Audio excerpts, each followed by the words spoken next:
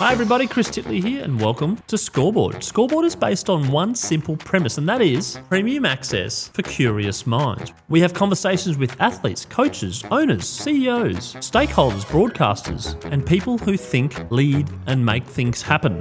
No buzzwords, no jargon, just clear thinking, lived experience and lessons that you can use to be a better you. We bring the access, they bring the experience, and you bring the curiosity. Together, we build the only scoreboard that matters, your own. Scoreboard, premium access for curious minds. This episode is powered by Swyftx, Australia's top-rated crypto exchange and proudly homegrown. Now let's get to today's episode. Hi, it's Chris Titley here, and on today's episode of Scoreboard, the podcast, I'm joined by Hayden Kerr. Hayden, thanks so much for being part of this series. Thanks, Chris. Yeah, looking forward to contributing to your platform here at Scoreboard. Going to be a good chat. Thanks, mate. Where in the world am I joining you from today? Today, you're joining me from sunny Cardiff. I'm out here playing some county cricket for Glamorgan, which has been quite the roller coaster of a stint, to be honest. But yeah, when I say sunny Cardiff, it's actually the first day of rain probably that I've seen here in about 3 months, which is quite remarkable. So all the boys have been pretty pumped with the weather here. I think they kind of want a little bit of rain so they can get a break from bowling, but no, it's all good here. Yeah, mate. I've been to Cardiff a few times, watched a Wallabies game there, been to a test match there, first day, I think it was 2009 of the Ashes there. And the weather was good. The bars were good. There's still the walkabout there. Is the Aussie bar still around? If I could remember correctly the walkabout bar, I'd be able to tell you, but I've been to a few, just can't quite remember the names of them. But yeah, I definitely know what you're talking about there with the Principality Stadium. Nice spot. Yeah. And yeah, obviously Sophia Gardens is a beautiful ground as well. So I've enjoyed playing a couple of games there. I wish it was more, but no, it's been a really good stint over here. Mate, and some sort of breaking-ish news for you in regards to signing a deal back here in Queensland. Do you want to talk about that, mate? Congratulations. Yeah, thanks so much. Yeah, I suppose we can talk about it on a low level. I suppose I got let go or released by New South Wales a couple of months ago. It was probably around April now, I'd say. And since then, I've been over here, obviously playing the county stuff with Glamorgan, which was a great opportunity. And yeah, long story short, one of the Queensland players handed back their contract for personal reasons, which is obviously quite upsetting. But I suppose in some ways it's been a sliding doors moment for me, and hopefully a nice inflection point on my career moving forward if all goes to plan. Mate, and a question on that, not necessarily the move, but you're playing red ball and also you play a bit of white ball. How do you go as a cricketer now balancing the act between the four different types of the games? Yeah, there's so many different formats now, isn't there? And lots of things to balance. So I suppose from a skill perspective, I go well with balancing what that looks like. For me, I like to try and play with a similar tempo with the bat. Obviously, you rein it in a little bit with the red ball, conditions dependent. But yeah, I like to kind of, stick to my strengths in all the different formats there. I suppose I've struggled a little bit with it physically. Being an all-rounder, obviously the demands are quite high in one-day cricket and red ball cricket if you're playing well. Obviously, if you're not playing well, then the load's not that high, but the plan's always to be playing well, and when that's happening, there's obviously a high physical load. So that's something that I need to get better at in terms of managing my body and bouncing between different formats and being able to hold on for long periods of time. So that's something that I'm working on personally at the moment. But other than that, I try not to overthink it too much and just bring your best game to whatever format it is. Yeah, and then touching on that, the best game, being an all-rounder, what skills do you work on the most, I suppose, and probably more than the specialist position somewhat? How do you go about sort of refining your skills to be the best player that you are in terms of an all-rounder in different forms of the game, as you mentioned?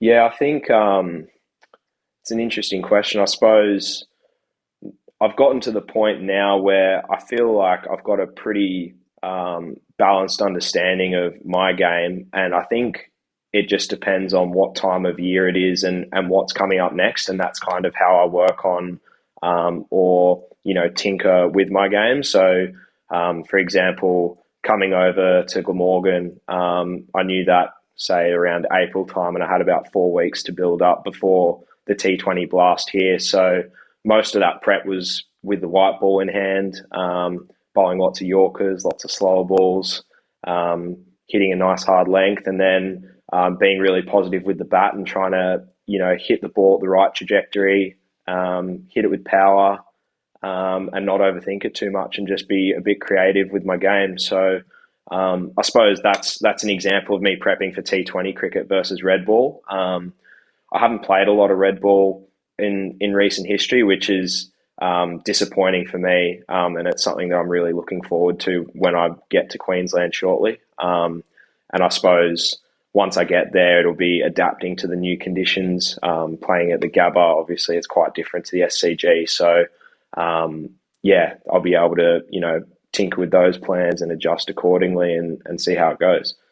When it comes to cricket, looking back at the history, we had sort of the Test cricket, and then you had the Shield, and you had the one-dayers, and there was sort of the same players initially. Then they sort of veered a little bit, and there were different players. You had a one-day player, maybe not a Test player, and then you had the introduction to 2020, and you've got sort of the specialist T20 player and the specialist Shield player. But it feels to me like it's sort of coming back to, like, look at Steve Smith, like coming back to the point of like one player should play all of them. How have you balanced that in your career?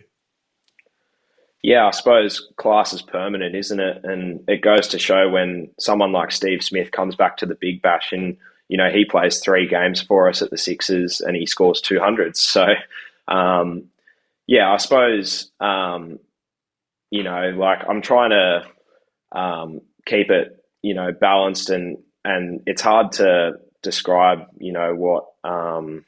what I'm trying to do there. I think, I suppose at the end of the day, I'm just trying to bring my best game to all those formats and just keep it as simple as that. Yeah, no, it's a good answer because it is. There's variations of skill levels in regards to and different techniques and stuff, etc. But over time we've seen people be specialist 2020 players and be specialist Test cricketers, etc. But as an all rounder, you're impacting the game all the time. I'm curious to know, going back to your love of cricket, where that came from, the early days, and did you play cricket all your life, or was it a bit later? Yeah, I suppose I've definitely played cricket all my life. I grew up in Bowral, which is more famous for being the home of Sir Donald Bradman. So lived across the road from there. My family home's still there across the road from Bradman. Dad used to work in the city and drive me around to training everywhere.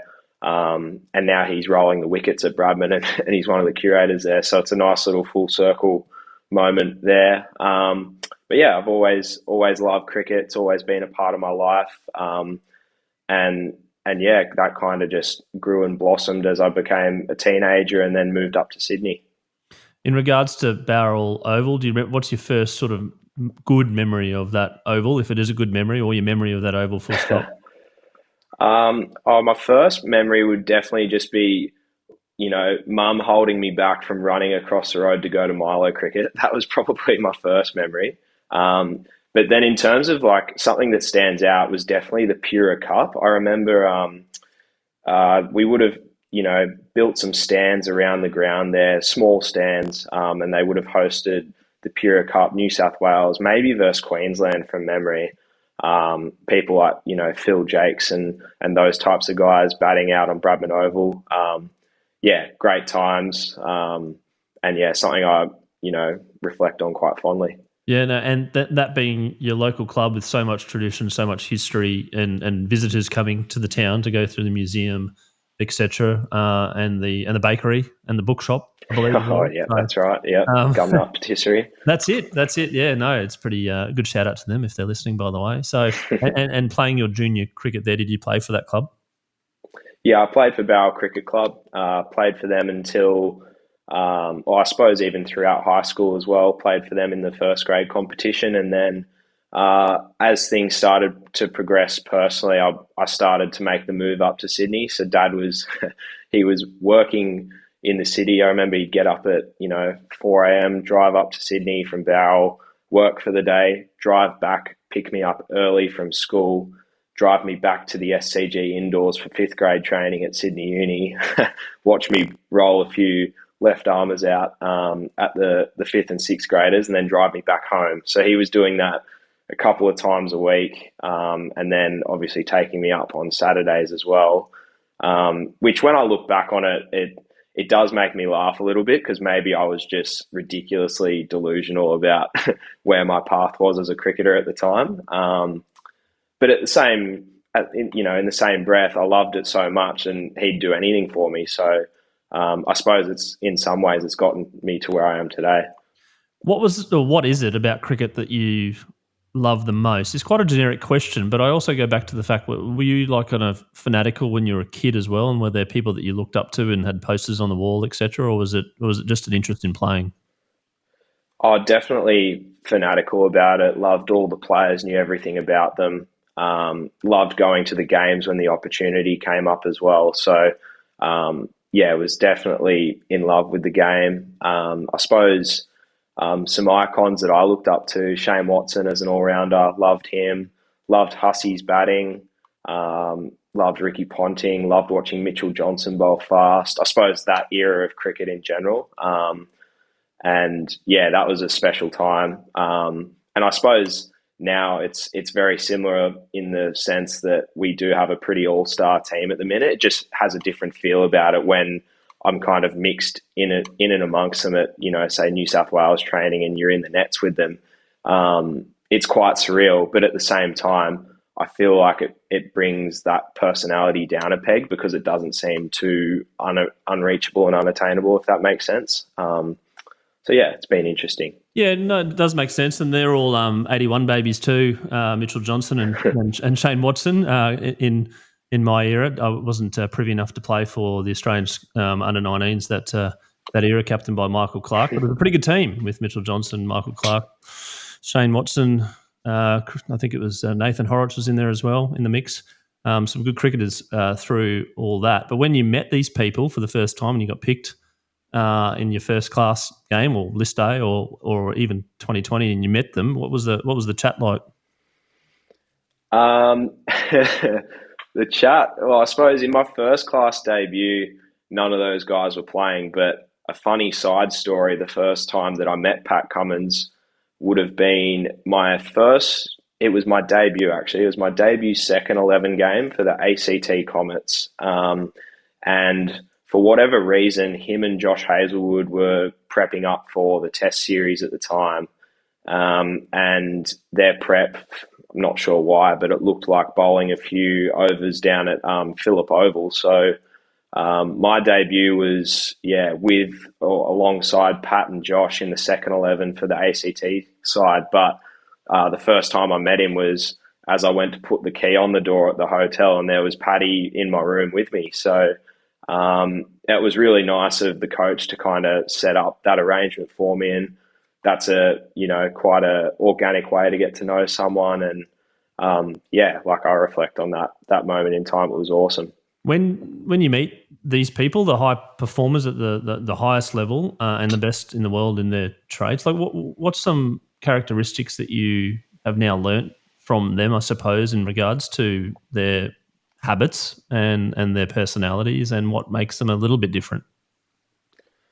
I suppose it's high performers are obviously a different cat in some ways, but at the same time they're all just human beings. So I think it kind of circles back to what I was saying before, where I used to put people on a pedestal and really think that these things were unachievable and unattainable. It's not the case.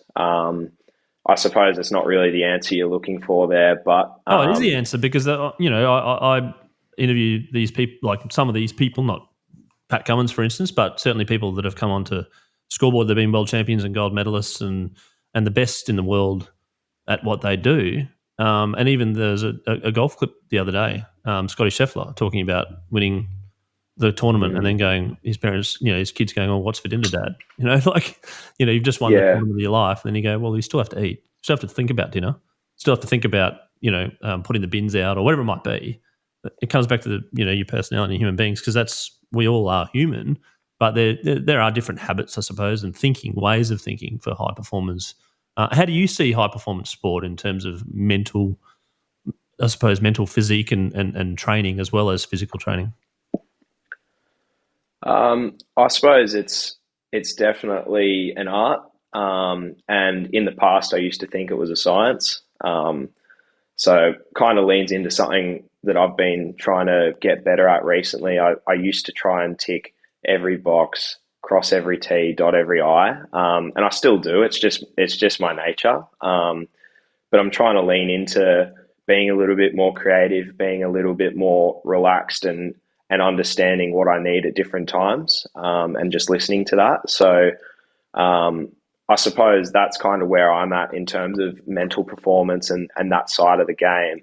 And it's so important that sometimes you do just need to let go and just use your gut feel at times on what you need. So that's kind of where I'm at with my game. And obviously the physical performance side of things is probably a little bit more structured, and looks a certain way, which is easy for me to lean into because, I can turn up knowing what I need to do or what I need to work on and just get to work at it. I suppose it's getting better for me personally at letting go of not having to feel absolutely perfect before you go into a game, not having the perfect prep or whatever it might look like. You might not be extremely confident on the day.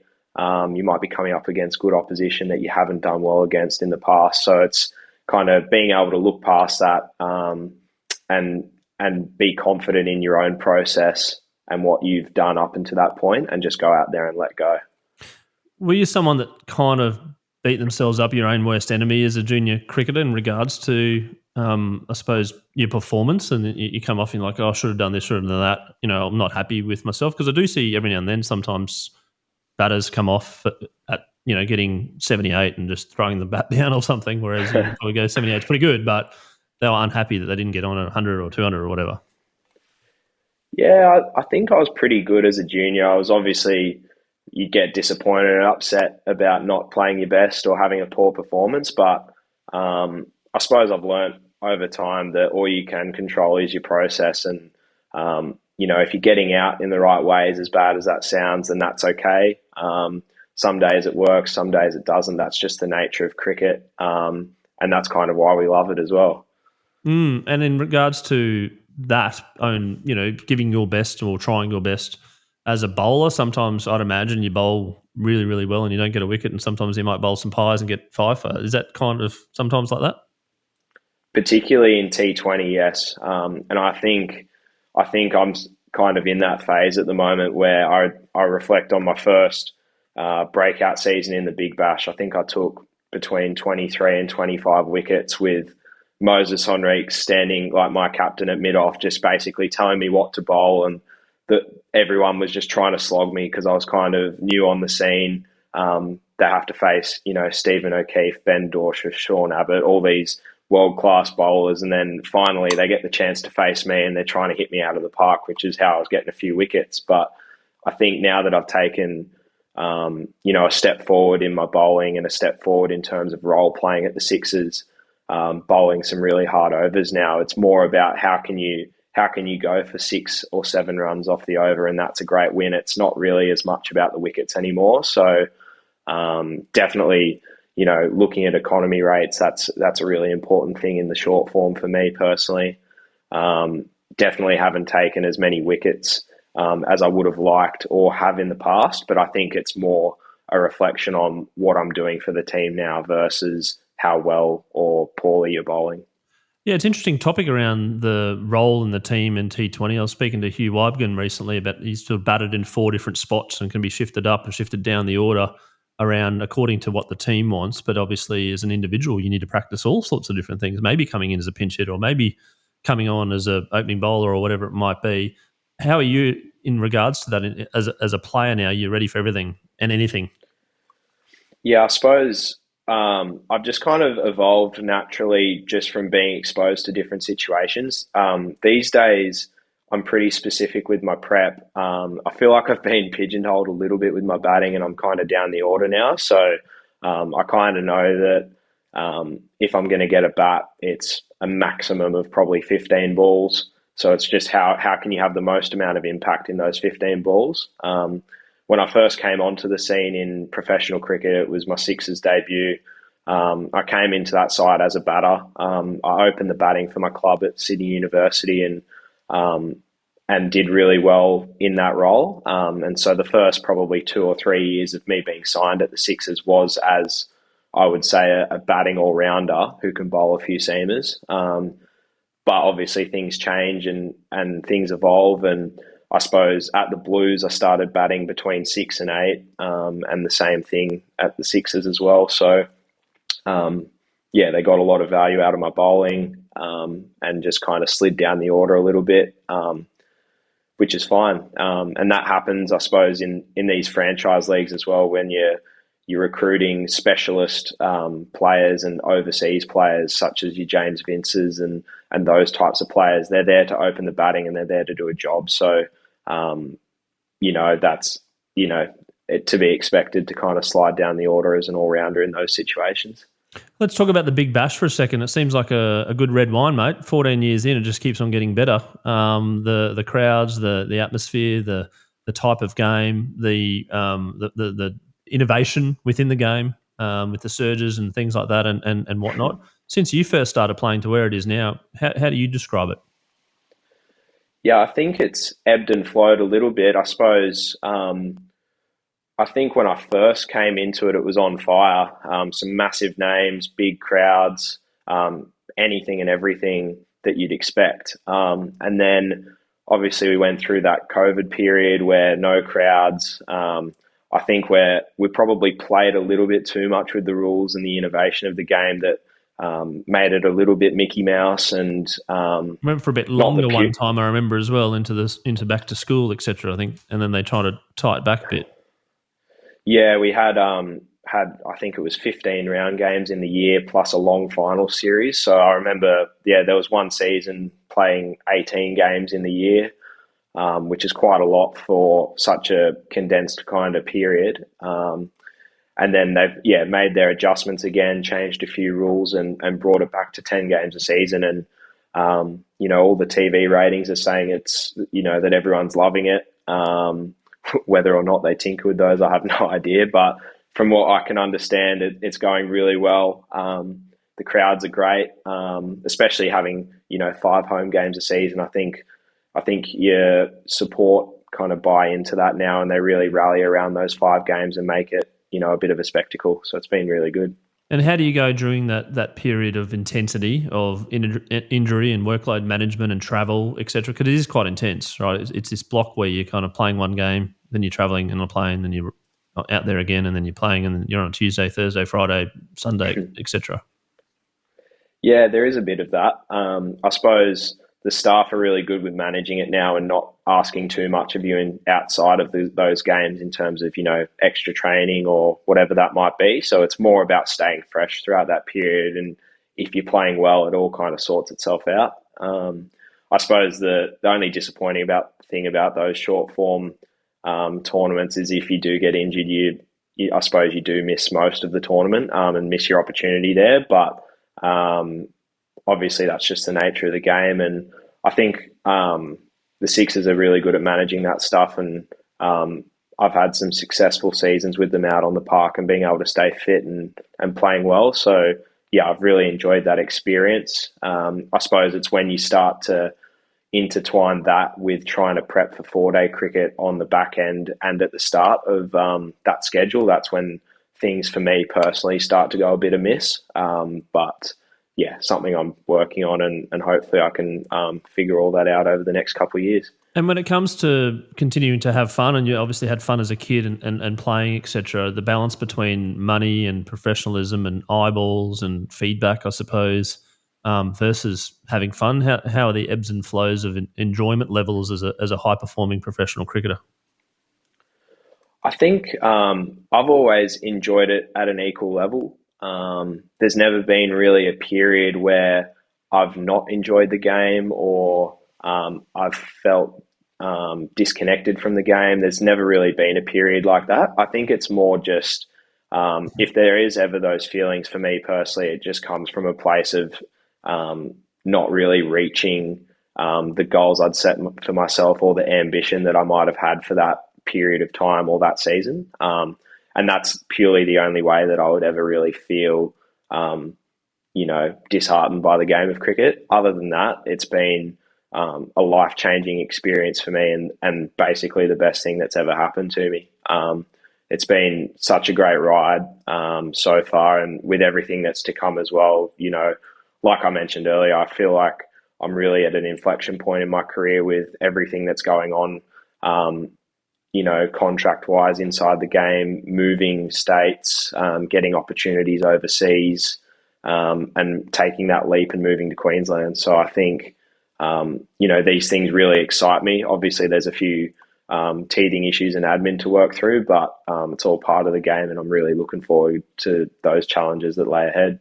You touched on the word goal then. I'm interested around the goal setting, in particular throwing in the mix the idea of grabbing a contract somewhere and moving and jumping on a plane and packing up your life and moving to the Sunshine State, etc., and how they play into potentially some goals, and whether the goals are, I want to get 100 this year or I want to win the Shield or whatever, versus, no, I just want to, maybe they're internal or maybe there's something just to do with you.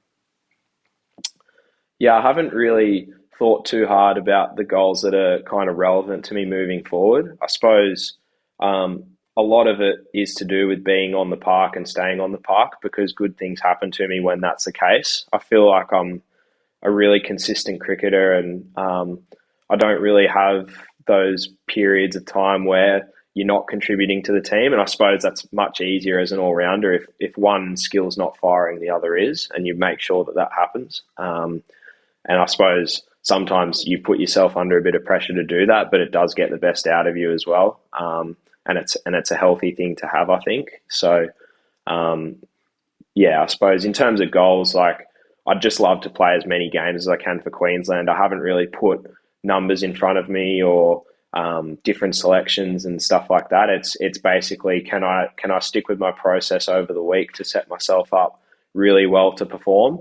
If I get selected, great. That's it. The selection part's not really in my control, but if I do get selected and I stick to that process, let's make sure I just dive into that out on the field, and what will be is what will be. No doubt it'll turn out pretty well, because I've worked so hard over such a long period of time that's going to hold me in good stead in those moments. And I feel like I see that a lot in the Big Bash. I perform quite well now and consistently there, which is great. It's just more transitioning that back into Shield cricket once I do get that opportunity again. Just touching on your strengths there, why do you think people pick Hayden Kerr in a team? Because I'm a good fella. I don't know. I don't know, to be honest. I suppose a lot of it comes from consistency and knowing what they're going to get in terms of my skill set. I think in terms of white ball cricket, I'm pretty dependable in terms of having good control over the game and getting the result of what the team's trying to achieve at the time. So I think part of it is that. And I think the other part of it is being able to provide all three facets of the game: bowling, batting, fielding. And, if something goes wrong in the team and I walk out at number 8, there's still the possibility to win any game at any point. And I'm not sure every team is able to say the same, which is, I suppose as well why the Sixers have a lot of success over a period of time is we've got people like Sean Abbott batting at 9 and 10, which is outrageous. He's got a T20 So, I think when you're able to stack a team like that so strongly, you're only going to have success over a long period of time. Hopefully this year it results in a trophy. That would be nice. But again, I suppose that's it could why be an umpire's decision, or it could be a rained off thing or whatever, and you're going, well, that's the trophy loss, but it's sort of nothing that you can control. That's right, yeah. And in regards, I suppose, coming to a new team, what do you look for in a culture, in a team, in an organisation? You've been to a few. There's obviously variables. There's egos. There's coaches. There's relationships with coaches, etc. What are you looking for in Queensland? I suppose nothing specifically that I'm looking for. All the initial introductions and conversations have been amazing so far. They've got clear plans for me, what the season looks like. I know a lot of the guys in the team already, and some of my favourite cricketing memories are with some of those guys in that team as well. There's a young Hugo Burden, up and coming batter in that team who you might be aware of. Him and his family probably also helped set me up on my cricket journey in some ways. Would have been four or 5 years ago now, just coming out of the COVID period, and there was no cricket available in Sydney. Everything was shut down. I'd just spent the last 3 months in Darwin playing, trying to push my case and trying to get selected for the Blues, and I was up there with Hugo, and he kindly extended the invitation to come and play at the Gold Coast Dolphins, and him and his family looked after me for a couple of months whilst I couldn't get back into Sydney. People back home had their eye on performances up in Queensland. I managed to squeeze out a few hundreds and some wickets, and all of a sudden I was making my Shield debut probably 4 or 5 weeks later back in Sydney. It's going to be nice to reconnect with those types of stories and those people that have helped me out so much, and they still call me once a week to this day, which is I suppose a reflection of their character and how they've been brought up, and I'm really looking forward to getting back there with them. Just touching on that support crew for a second, it's very important, and it's been discussed quite a lot in some of the athlete podcasts in and around the people that have backed you, and of sort of the sacrifices that you've made or investments that you've made in your career, and missing events or doing things or missing holidays to play cricket. The people that deeply believed in you, and then maybe you get a golden duck and get whacked around, and they still text you to say, mate, keep your chin up, right? Can you talk about the importance of having people around you like that?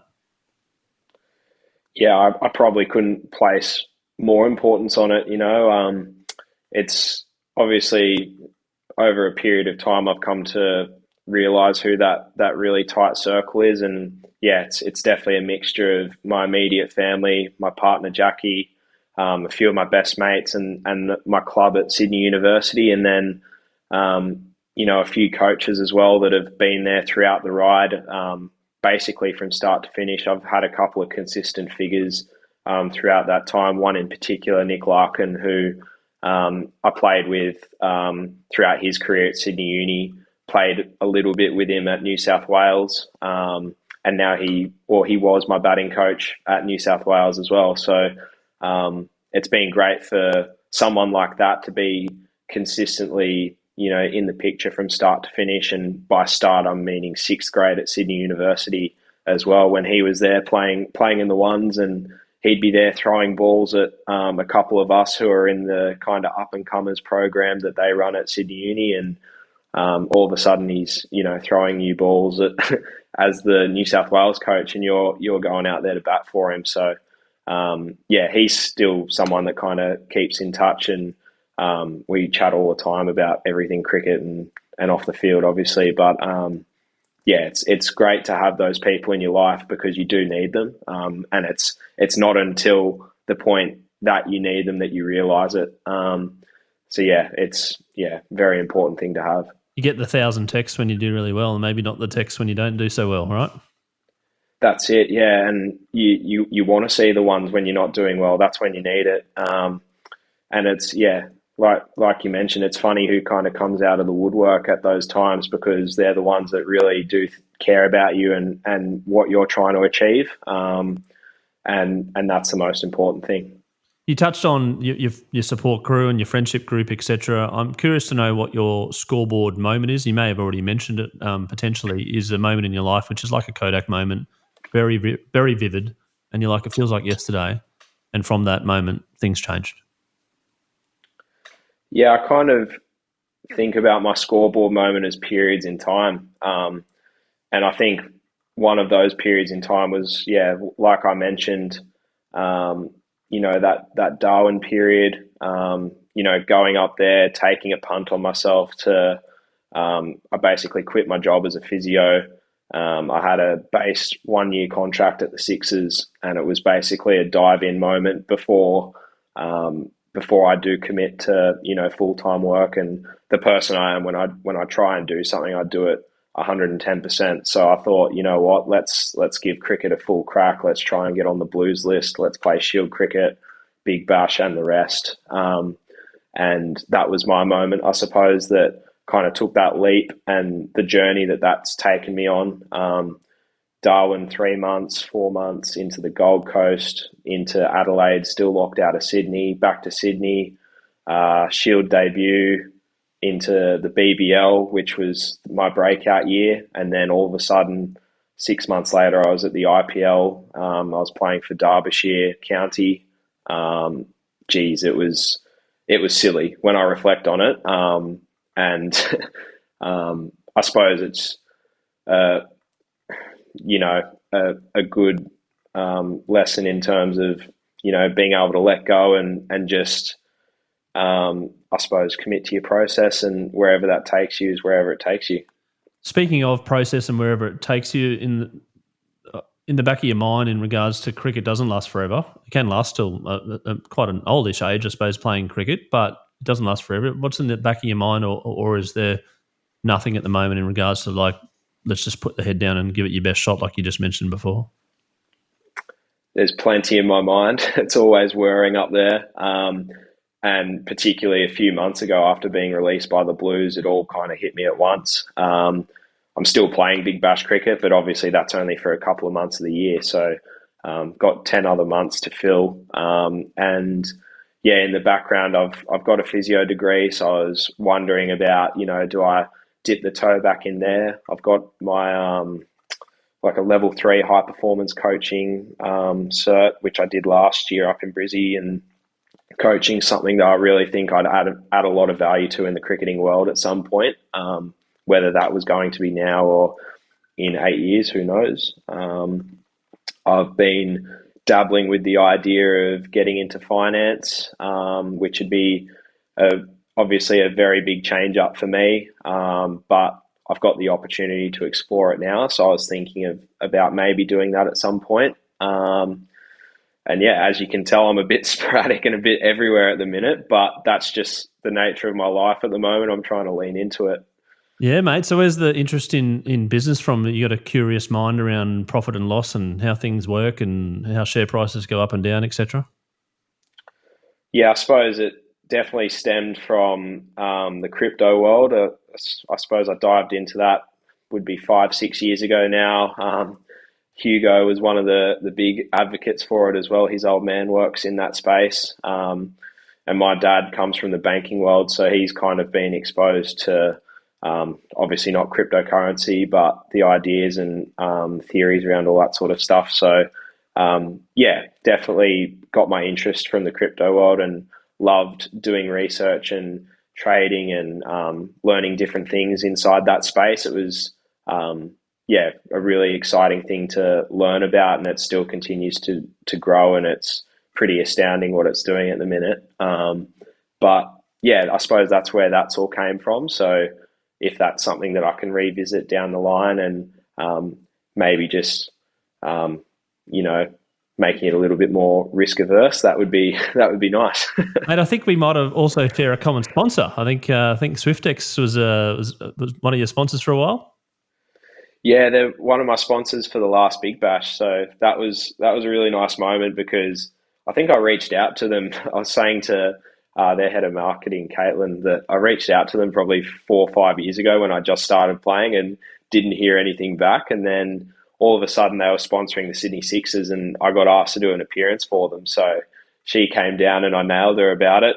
And all of a sudden we're on board with Swyftx this year. So that's been a great partnership, and obviously holds a lot of significance in my journey and kind of what I'm about off the field as well. So hopefully that continues down the line, and it's been great working with them. Mate, absolutely. And I fully endorse being great working with them. They've been a big believer in Scoreboard and have sponsored Scoreboard. And as part of their sponsorship and their new campaign, Crypto Can Take You Anywhere, we run a segment called The Bucket List, which is powered by Swyftx, is a sporting event that you haven't attended yet that you would love to attend. Hayden, I'm curious to know what your bucket list sporting event would be. Yeah, I think it's quite timely just because it's just been on over here in the UK. But seeing a lot of people going to Wimbledon, I think if you could get centre court to the grand final of Wimbledon, that would be a pretty special moment. Something I haven't really been to live tennis that much before, and obviously it's such a spectacle over here and so hard to get into. So I think that'd be a really great experience. There you go, mate. We've had the Tour de France, we've had the Masters, and you're actually the first Wimbledon final. So there you go. There you go. Maybe crypto can Something take you to the different. Wimbledon final, right? Maybe they should run a promotion. Now, I've got a couple of other questions. Your all-time favourite sporting moment? Yeah, I had to think about that. I tried to keep it relevant to me as a cricketer. Obviously, there's so many, fantastic sporting moments out there, but and one that's obviously bittersweet as well. But reflecting on Ben Stokes's Headingley innings, I think, geez, that was special to watch. Just as an all-round cricketer, the things he's achieving in the game and doing in the game, it's special to watch, and it's something that the all-rounders such as your Cam Greens and those types of players, that's kind of what's coming for them as well, no doubt. But I suppose in the here and now, that's what Ben Stokes is doing. So, kind of something to look up to and try and achieve, and that innings kind of topped it off. Mate, that was a tremendous innings. Wrong side of the ledger, obviously got up then, but Jack Leach also did his part at the other end, and an unbelievable series going on right now with England-India, and lots of heated exchanges. Are you getting into that? Yeah, lots of twists and turns. It's great to actually be inside the change room here at Glummy and just seeing how they all talk about it, because they know these guys personally. I don't really know any of the English international cricketers, but they all know them personally and know what they're like as people. So it's interesting to hear what they have to say about the games and what's going on with all the exchanges and that sort of thing. It's in some ways, I think it's nice to see. None of them are overstepping the line. They're all just being competitive and wanting to win the game. So I think it's kind of at that perfect intensity right now. It's great viewing. And obviously until the point that someone oversteps the mark, that's when everyone's going to point the finger and say you can't do that. But I think for now, it's just great for cricket. It is, yeah, the Test series. And it was actually when I think there was someone on a hat-trick, but at the same time, on the TV screen was the Lions versus the Wallabies, and it was the last play of the game. So it was a hat-trick ball versus the last play, and a few people were like, what do I watch? And it was all happening at once. Yeah, that's when you need the split screen. You need the split screen. Now, speaking of split screen, I'm gonna ask a few questions for you, mate, and you're going to have to answer them pretty rapid fire. So Spotify or Netflix? You had to choose one. Spotify, 100%. Yeah, the podcast or the music or both? Both, definitely. Yeah, diving into both. It's music in and around the game, and then outside the game, it's just podcasts in the background. Favorite podcast? Favorite podcast, Modern Wisdom. Oh, no, Chris Williamson. Oh, that's okay. soon after this podcast. Modern Wisdom. Yeah. Modern Wisdom. There you go. Yeah, what's that about? Yeah. Modern Wisdom. All things life. Yeah. He's got some really special guests on there. I suppose the topic's quite inconsistent, but a lot of philosophy and that sort of thing as well, I suppose. Let's go. A long lunch with friends or a long run with friends? Ooh. I do both. Let's go the long lunch, though, I think. Everyone that's going on a long run is actually looking forward to the long lunch, I think. Right, so you're doing a long run into a long lunch. Are you a bit of a foodie? I love my food, yeah. So whether it's a home-cooked meal or out at the cafe, I'm pretty happy. Any particular shout-outs at home or in the UK or in Queensland that you're looking for? We're always looking for sponsors on Scoreboard. Any particular cafes or restaurants that you like? I've been spending a bit of time at Ground Bakery here in Cardiff, so they've been good to me so far. Is it better than the Bowral Bakery? Oh, geez, I don't think so. The gumnut patisserie is world class, isn't it? So the almond croissant there doesn't miss. And what about the foodie scene in Queensland, mate? Are you onto it yet? No, not at all. I've been asking for a few recommendations. I'm hearing Gramps Cafe might be one of the plays, which seems close to me. I'm sure you know a bit more than me about that scene. But yeah, that's to be explored, I think. Mate, shout out to Moscone and New Farm, I reckon. It's really fabulous Italian. I'll probably get in trouble for some of these Italian restaurants out there that I didn't mention. But, and if you've got a special occasion, you probably have to go to SK, which is SK Oyster and Wine Bar, which is it's exceptional food, but it's not for everyday dining for people that want to spend a fair bit of money, but it's delicious. No, that's fair. But I've heard good things about that, so yeah, look forward to getting there. Yeah, mate, we'll have to grab a feed one day. Now, a couple of other questions we've got. Do you like watching cricket outside of you? I do, yeah. I think I suppose it's turned more into homework than anything else, but yeah, I do love watching the game. I did notice that there's a little window in the Big Bash this year that I might be able to make the Sydney Test. So it's been a while to go and watch some Test cricket live. Got to the World Test Champs this year over at Lords for the Aussie-South Africa game. Obviously, that didn't go how we all wanted it to. But yeah, that was really awesome to be there, and hopefully I can get to the Sydney Test this year. Mate, that's awesome. A couple of questions to finish up. Some advice to a 15-year-old, potentially, who wants to be a professional athlete, wants to play in the Big Bash, or wants to be a high performer, a professional sports person. What's some advice you can give to them now, sitting here in 2025? Yeah, I suppose the most important thing I would say is just your love for the game and your passion, and whatever helps, light that spark for you. If it's playing with mates, if it's competing at the highest level, whatever that looks like to you at that moment in time, I think that's just the most important thing, because it's that underlying love for the game, that underlying why am I doing this, that is going to keep pushing you further in those times that you're struggling, you're not scoring runs, you're not doing well, or you've just kind of lost that motivation at that period of time, which happens to everyone. So I would say as long as you're doing everything and anything you can to keep loving the game, that's just the most important thing. Did you play just cricket, or did you play other sports as well? I played a few other sports, but I was awful at them. I've tried soccer, tried hockey, played a little bit of golf.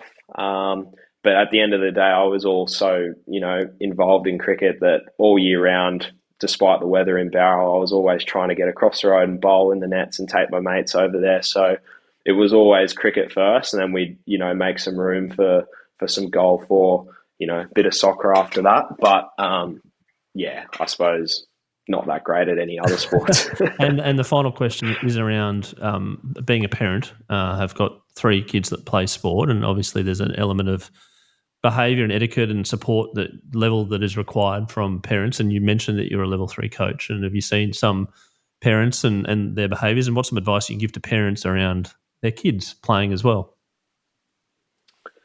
Yeah, I suppose and doing a lot of one-on-one coaching myself, I do see quite the difference between whether it's the right term or not, the helicopter parent versus the one that kind of drops their son or daughter off and heads in the car and just trusts that they're going to enjoy their experience and try as hard as they can.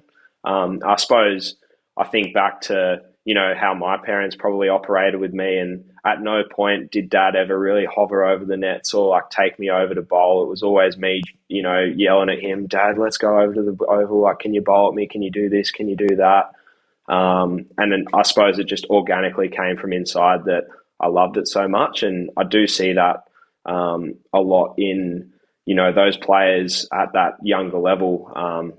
Kind of I think that it'd be called the Green Shield competition in Sydney. It's under 16s, and you really do notice the difference between those who just turn up and want to be there, and they may play other sports, they may do other things, and they're just naturally talented and naturally hardworking. And then I suppose it crosses the line when you get told what to do, or told how to work, or told how hard you need to work. I think those things change, and over a period of time, they're the ones that tend to drop out of the game. No, it's an interesting point. And there's one thing that I was talking to someone about, the sound, particularly in cricket, and not so much in other sports, because things keep moving, but like a drop catch or a golden duck, where you get the parental support or a crowd, they do the and it's like for kids that are 12 or 13 or 15 or whatever, that's not a great sound to hear.